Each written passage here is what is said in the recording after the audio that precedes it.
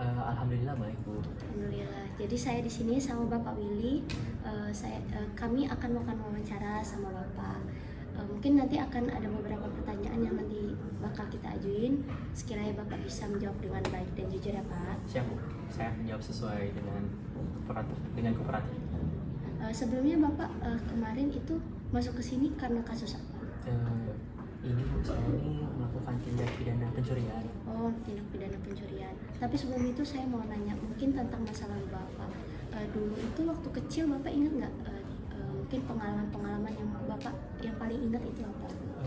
Jadi Bu, apa ya? Kalau mau dibilang lingkungan kecil saya itu bisa dibilang daerah yang terbilang kumuh Bu. Jadi saya dan teman-teman kecil saya itu paling dulu sering sekali tuh. Jadi di daerah saya itu ada tempat pengepul besi gitu Bu. Jadi saya dan teman-teman saya itu sering banget nyuri besi-besi itu yang kecil-kecil, terus kami jual lagi ke pengepul besi itu. Jadi uangnya itu kami pakai buat main PS, buat yang gitu-gitu. Jadi ya itu yang pengalaman paling saya ingat sampai saat ini. Kalau di rumah, ketika di rumah, gimana sih pola asuh dari orang tuanya? Bisa dibilang saya kurang berinteraksi dengan orang tua saya Bu. Yang mana saat mereka pergi untuk keluar bekerja, saya hanya di rumah dan sendirian di kamar, dan ketemu mereka itu pada saat makan malam saja atau pada saat momen-momen tertentu, tidak setiap saat ketemu di rumah. Dan saya itu jarang bicara juga dengan orang tua saya. Ketika Bapak melakukan pencurian itu, apakah orang tuanya tahu? Tahu. Tahu ya. Terus mereka melakukan apa terhadap Bapak? Dia tidak banyak ngomong, dia cuma hanya seperti memperlihatkan kecewa kepada saya.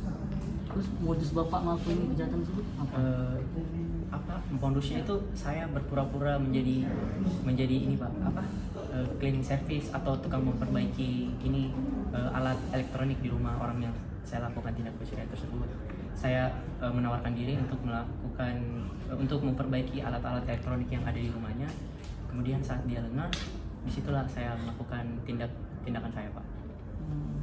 Terus gimana cara Bapak mengurungkan niat jahat Bapak yang akan dilakukan oleh pada saat sebelum melakukan kejahatan tersebut?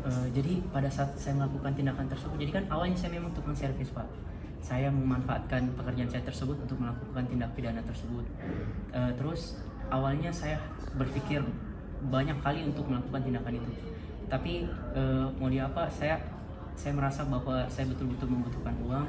Jadi saya rasa cuma itu satu-satunya cara yang tercepat buat saya mendapatkan uang Pak. Jadi untuk saat ini apakah Bapak merasakan rasa penyesalan Pak atas tindakan yang sudah Bapak lakukan? Untuk rasa penyesalan sendiri Bu, tentu saya sangat menyesal atas apa yang saya lakukan, yang mana dari tindakan saya itu saya sudah merugikan banyak pihak. Yang pertama, orang yang saya curi barangnya, kemudian saya mengecewakan orang tua saya, dan saya membuat diri saya berada dalam penjara ini. Sehingga tentu kalau mau dibilang menyesal, tentu saya sangat menyesal tentang apa yang telah saya perbuat. Baik Pak, saya sambung Pak ya. Iya Pak. Gimana cara dan sikap Bapak dalam memandang diri Bapak sendiri setelah mendapatkan pembinaan di lembaga pemasyarakatan tersebut Pak?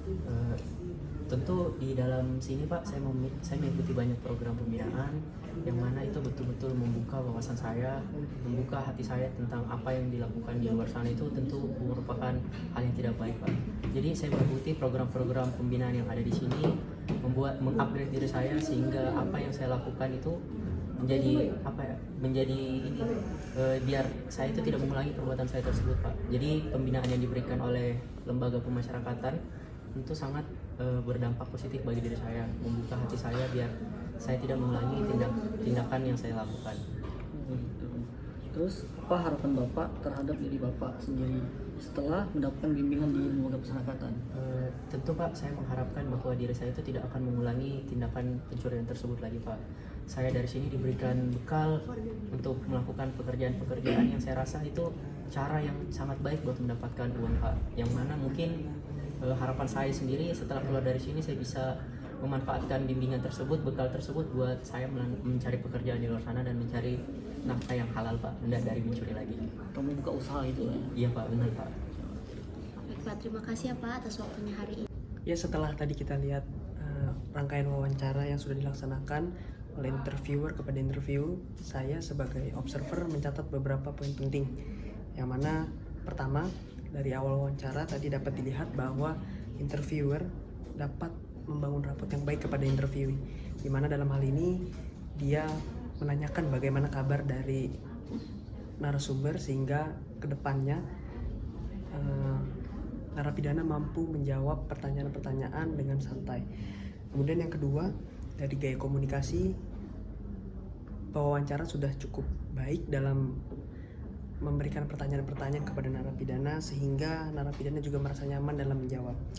Kemudian yang ketiga, dari sini kita dapat melihat adanya penerapan active listening yang cukup baik, di mana dalam hal ini pewawancara fokus kepada narapidana dalam memberikan jawaban. Kemudian ada eye contact dari pewawancara kepada narasumber sehingga yang ini membantu berjalan wawancaranya dengan baik. Kemudian yang terakhir, pewawancara sudah menggunakan berbagai bentuk pertanyaan, mulai dari pertanyaan tertutup, pertanyaan terbuka, pertanyaan penyidik sampai pertanyaan klarifikasi, yang mana berbagai pertanyaan tersebut dapat membantu pewawancara untuk menggali informasi yang dalam dari narapidana. Kemudian selain hal-hal yang sudah diterapkan dengan baik, saya juga mencatat beberapa poin penting apa saja yang sebaiknya dilakukan untuk improve dari si wawancara ke depannya. Yang pertama adalah dari segi pemberian feedback. Seharusnya pewawancara bisa lebih memberikan feedback ketika narapidana menjawab, karena hal itu membantu untuk berjalannya komunikasi dua arah. Yang saya lihat tadi, pewawancara hanya sedikit memberikan feedback dan narasumber atau narapidana lebih bercerita lebih banyak. Kemudian selanjutnya dari gaya bahasa, dapat dilihat dari beberapa pertanyaan yang disampaikan oleh pewawancara ada yang terlalu baku, sehingga mungkin bisa dibuat lebih santai lagi sehingga narapidana atau narasumber bisa menjawab lebih nyaman dan tidak ada yang ditutupi, sehingga semua informasi dapat diberikan kepada pewawancara. Sekian poin-poin apa saja yang saya dapat ketika saya melakukan observasi tadi.